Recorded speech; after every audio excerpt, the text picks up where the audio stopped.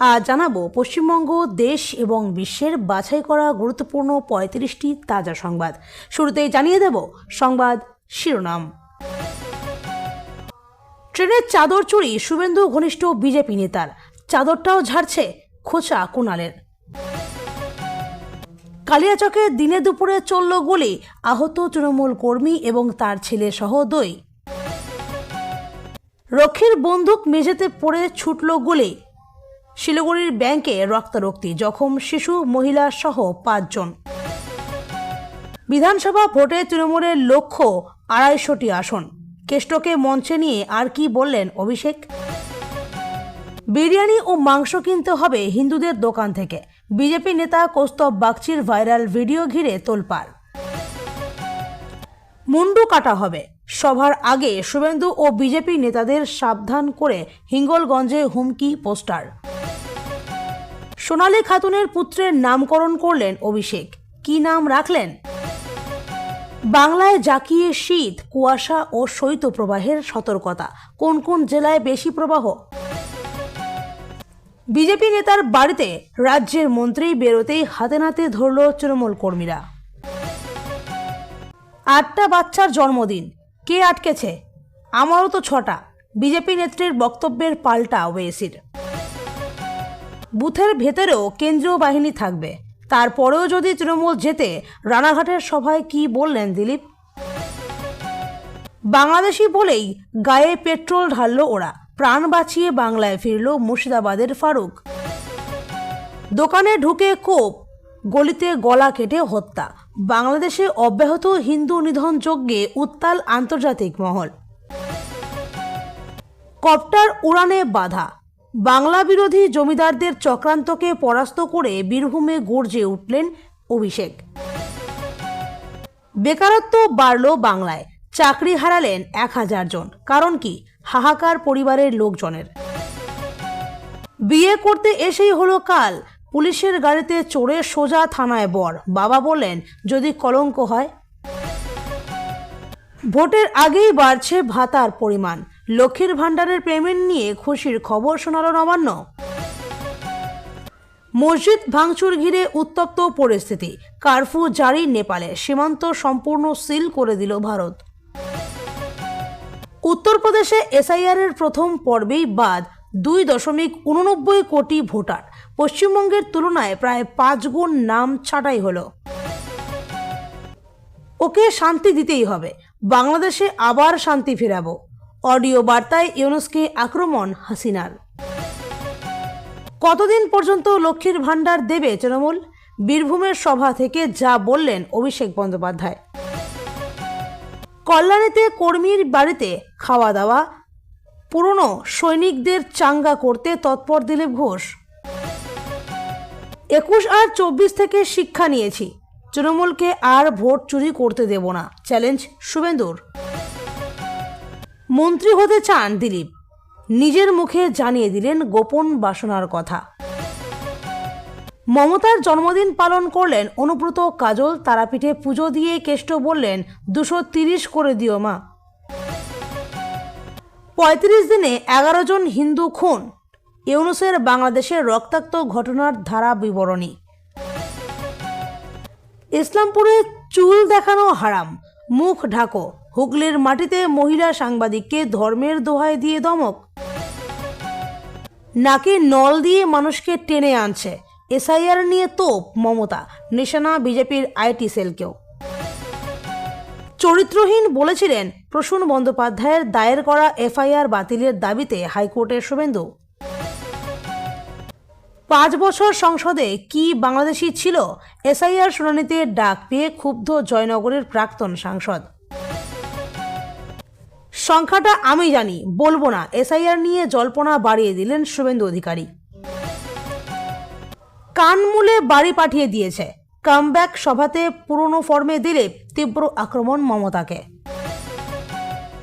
রাজনৈতিক প্রতিহিংসায় হত্যা করা হয়েছে হাদিকে, বাংলাদেশ পুলিশের চার্জশিটে 17 জনের নাম। শিল্প চলে যাওয়ার 18 বছর পার, 18 জানুয়ারি শিল্পহারা সিঙ্গুরে প্রধানমন্ত্রীর জনসভা।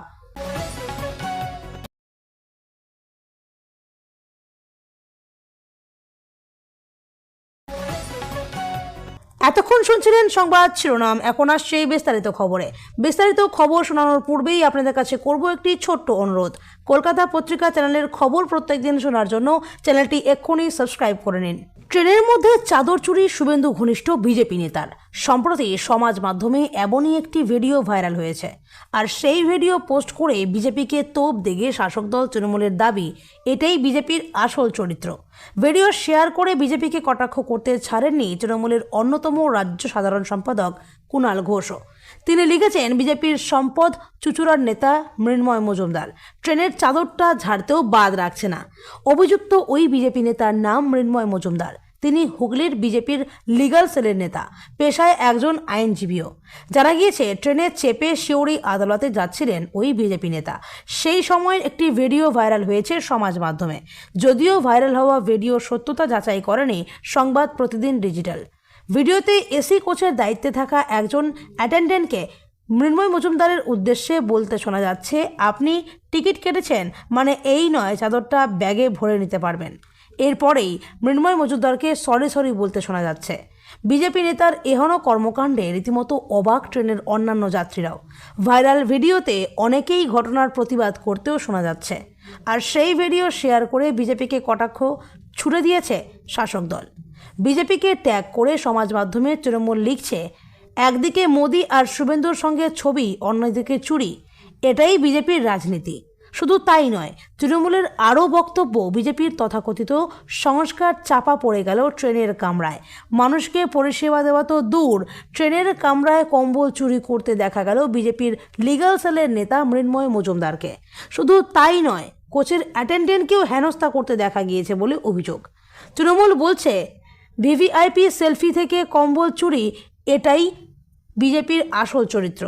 যারা চোর মুক্ত ভারতের কথা বলে তারাই চুরি করছে। মিথ্যা কথা, অধ্যত্ত আর চুরিতে গা ভাসিয়েছে তারা। বলে রাখা প্রয়োজন, সমাজ মাধ্যমে বিরোধী দলনেতা শুভেন্দু অধিকারীর পাশাপাশি লকেট চট্টোপাধ্যায়ের সঙ্গে বিজেপি নেতা মৃন্ময় চৌধুরীর একাধিক ছবি রয়েছে। শুধু তাই নয়, প্রধানমন্ত্রী নরেন্দ্র মোদীর সঙ্গেও তার ছবি জ্বলজ্বল করছে। ফলত দলের লিগাল সেলের নেতার এহেন কর্মকাণ্ডে রীতিমতো অস্বস্তিতে বঙ্গ বিজেপি। অভিষেক ব্যানার্জির মালদা সফরের আগে চলল গুলিবিদ্ধ এক তৃণমূল সমর্থক। ঘটনায় আহত গুলিবিদ্ধ তৃণমূল সমর্থক পরিবারের আরও দুজন। অভিযোগ উঠেছে সংশ্লিষ্ট এলাকার এক তৃণমূল নেতা এবং তার ছেলের বিরুদ্ধে। গত 2 বছর জানুয়ারি মাসের 2 তারিখ ঠিক এই সময় তৃণমূল নেতা বাবলা সরকারকে প্রকাশ্যে গুলি করে খুনের পরেই আবার নতুন বছরের শুরুতেই এই গুলিকাণ্ড। মঙ্গলবার সেন্ট্রাল ব্যাংক অফ ইন্ডিয়ার শিলিগুড়ির বিধাননগর শাখায় গ্রাহকেরা টাকা তোলা এবং জমা দেওয়ার কাজ করছিলেন। কেউ পাসবই আপডেটের জন্য ব্যাংকে গিয়েছিলেন। ঠিক তখনই দুর্ঘটনা হয়। নিরাপত্তারক্ষীর বন্দুক মাটিতে পড়ে গিয়ে বেরিয়ে গেল গুলি। ব্যাংকের ভেতর রক্তারক্তি কাণ্ডে শোরগোল শিলিগুড়ি মহকুমার বিধাননগরে। জখম হয়েছেন অন্তত 5 জন। মঙ্গলবার সেন্ট্রাল ব্যাংক অফ ইন্ডিয়ার শিলিগুড়ির বিধাননগর শাখায় গ্রাহকেরা টাকা তোলা এবং জমা দেওয়ার কাজ করছিলেন। কেউ পাসবই আপডেটের জন্য ব্যাংকে গিয়েছিলেন। ঠিক তখনই দুর্ঘটনা হয়। স্থানীয় সূত্রে খবর, ব্যাংকের এক নিরাপত্তারক্ষীর বন্দুক মেঝেতে পড়ে গুলি ছোটে। তাতে শিশুসহ 5 জন গুলিবিদ্ধ হন। বিকট শব্দ এবং চিৎকার চেঁচামেচি শুনে স্থানীয়রা জড়ো হন। গোটা পরিস্থিতি দেখে সঙ্গে সঙ্গে খবর দেওয়া হয় বিধাননগর পুলিশ ফাঁড়িতে। কিছুক্ষণের মধ্যে পুলিশ ঘটনাস্থলে পৌঁছে জখম 5 জনকে উদ্ধার করে বিধাননগর প্রাথমিক স্বাস্থ্যকেন্দ্রে নিয়ে যায়। এবারের বিধানসভা নির্বাচনে কটি আসনের জন্য ঝাঁপাবে তৃণমূল কংগ্রেস? দলের জন্য লক্ষ্যমাত্রা স্থির করে দিলেন অভিষেক বন্দ্যোপাধ্যায়। রামপুরহাটের সভা থেকে অভিষেক জানান, তিনি মা তারার কাছে গিয়ে প্রার্থনা করবেন যেন তৃণমূল 250টি আসন পায়। অভিষেক এদিন বলেন, আমি এখান থেকে আজ মা তারা মন্দিরে যাব। কাল কেষ্টদা বলেছে মন্দিরে মা যেন 230 আসন দেয়। আমি গিয়ে আজ 20টা বাড়িয়ে বলবো 250টি আসন করে দাও মা।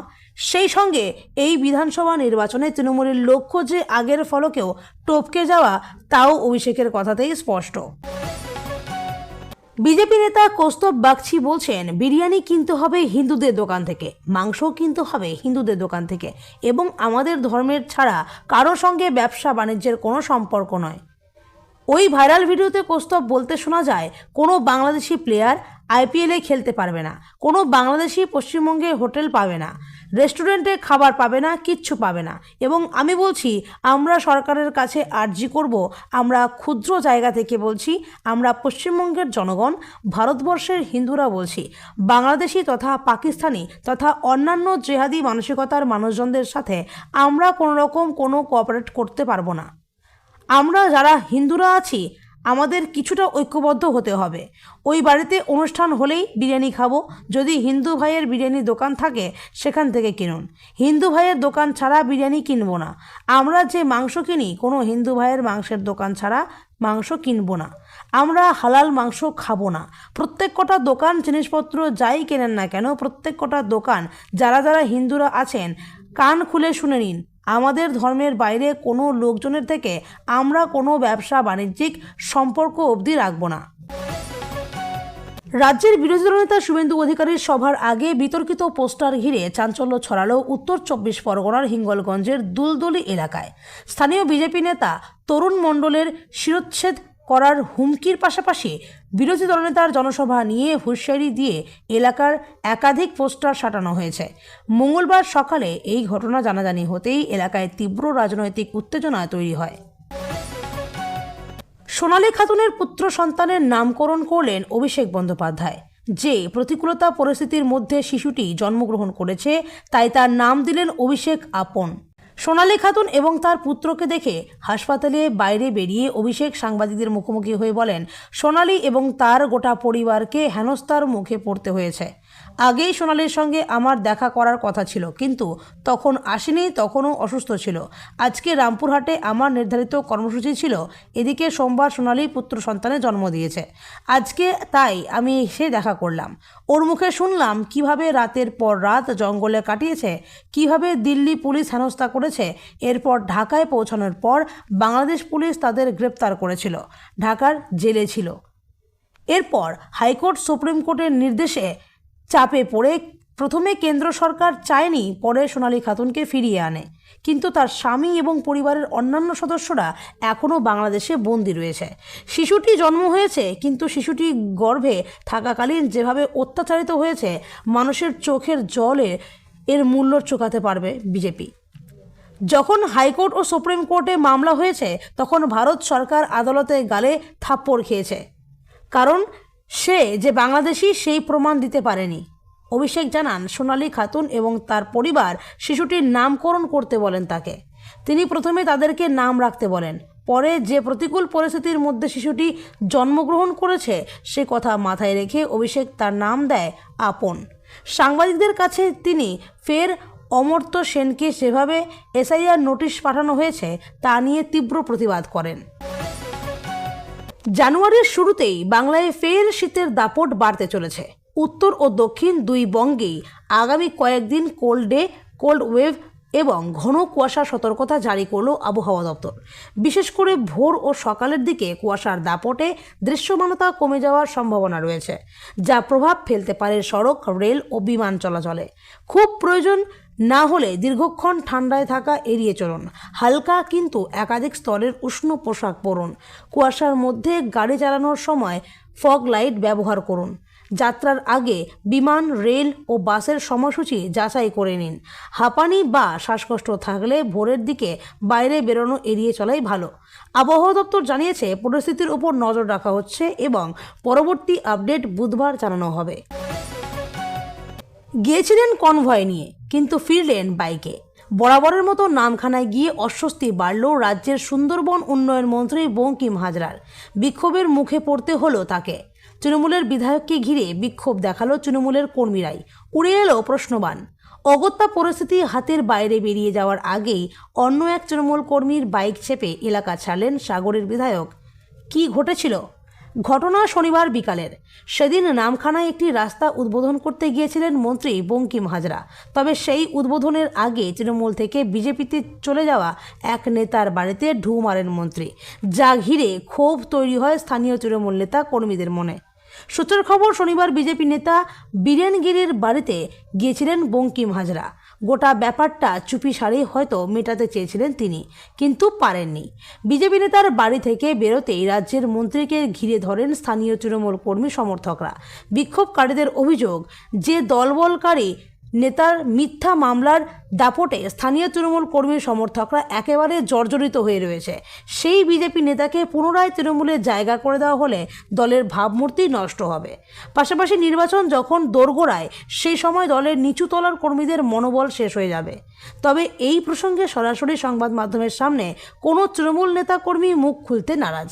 অবশ্য সুন্দরবন মন্ত্রী যে তার বাড়িতে এসেছিলেন সে কথা তৃণমূল থেকে বিজেপিতে যাওয়া বীরেন গিরি স্বীকার করে নিয়েছিলেন। এদিন তিনি বলেন, আমার বাড়িতে সুন্দরবন উন্নয়ন মন্ত্রী এসেছিলেন, তিনি আমাকে তৃণমূলে ফিরে যাওয়ার অনুরোধ জানান। আমি জানিয়েছি আমার অনুগত কর্মীদের সঙ্গে আলোচনা করে জানাতে পারি। অবশ্য রাজ্যের মন্ত্রীকে ঘিরে তৈরি হওয়া এহেন অস্বস্তিতে মাইলেজ পেয়েছে বিজেপি। এদিন স্থানীয় বিজেপি নেতা বিপ্লব নায়েক বলেন, মন্ত্রীমশাই এসেছিলেন নামখানাকে টেনে বার করতে, কিন্তু নিজের দলের কর্মীদের কাছে তারা খেয়ে কনভয় ফেলে বাইক চেপে পালালেন। নিজে যেমনটা সাগরে করতেন, আজ ওনার সঙ্গে ঠিক সেটাই হলো। আপনিও দিন না 8 বাচ্চার জন্ম, কে বারণ করেছে? এভাবেই বিজেপি নেত্রীর নাম না করে আক্রমণ শানালেন এআইএমএম প্রধান আসাদুদ্দিন ওয়েসি। এখানেই থামেননি তিনি, বলেছেন, আমার তো দাড়ি সাদা হতে চলল, 6 সন্তান আমার, আপনাকে কে আটকেছে? কিছুদিন আগেই বিজেপি নেত্রী নবনীত রানা আক্রমণ শানিয়ে বলেন, ওরা 19টা করে সন্তান জন্ম দিচ্ছে। আমি সব হিন্দু ভাই বোনেদের অনুরোধ করব, আপনারা 3 থেকে 4টি সন্তান জন্ম দিন, এটা সমস্ত হিন্দুদের করা উচিত।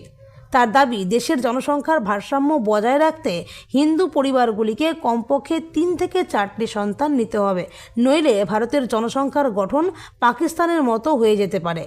নবনীত বলেছিলেন, আমি সব হিন্দুদের কাছে আবেদন করছি, শোনো, এসব লোকজন খোলাখুলিভাবে বলে যে তাদের 4 স্ত্রী এবং 19টি সন্তান রয়েছে।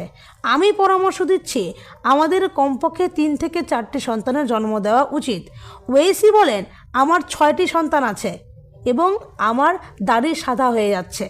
কেউ বলেছে যে একজনের 4টি সন্তান হওয়া উচিত। 4টি কেন, 8টি সন্তানের জন্ম দাও, কে তোমাকে বাধা দিচ্ছে? মহারাষ্ট্রের আকোলায় এক সমাবেশে বলেন মিম সুপ্রিমো, নবনীতের নাম না করেই তার চ্যালেঞ্জ। সবাই বলছে আরও সন্তান নেওয়ার কথা, তুমি এখনই কেন করছো না? আমি তোমাকে 20টি সন্তান নেওয়ার চ্যালেঞ্জ জানাচ্ছি। এটা কি ধরনের রসিকতা? ওয়েসির বক্তব্যের জবাবে বিজেপি নেতা নবনীত রানা বলেন, গণতন্ত্র বদলে যাচ্ছে, ওয়েসির উচিত এই বিষয়ে কথা বলা। যদি আপনি এই দেশে থাকতে চান তাহলে আপনাকে সংবিধানকে সম্মান করতে হবে। শুধু তাই নয়, নবনীত রানা ওয়েসির ভারতীয় নাগরিকত্ব বাতিলের দাবিও করেন। তিনি বলেন, আসাদুদ্দিন ওয়েসিকে পাকিস্তানে পাঠানো উচিত, তার সেখানে যাওয়া উচিত এবং 10টি নয় 20টি সন্তান থাকা উচিত। নবনীত রানা আরও বলেন, ওয়েসি, আমরা জানি তোমার মনে কি চলছে, গণতন্ত্রের কথা বলো, তুমি সংসদের একজন সদস্য, তুমি সংবিধানকে সম্মান করো না, তুমি ভারত মাতা কি জয় বলো না, তুমি বন্দে মাতরম বলো না, তাহলে তুমি এই দেশে কি বিশ্বাস করো?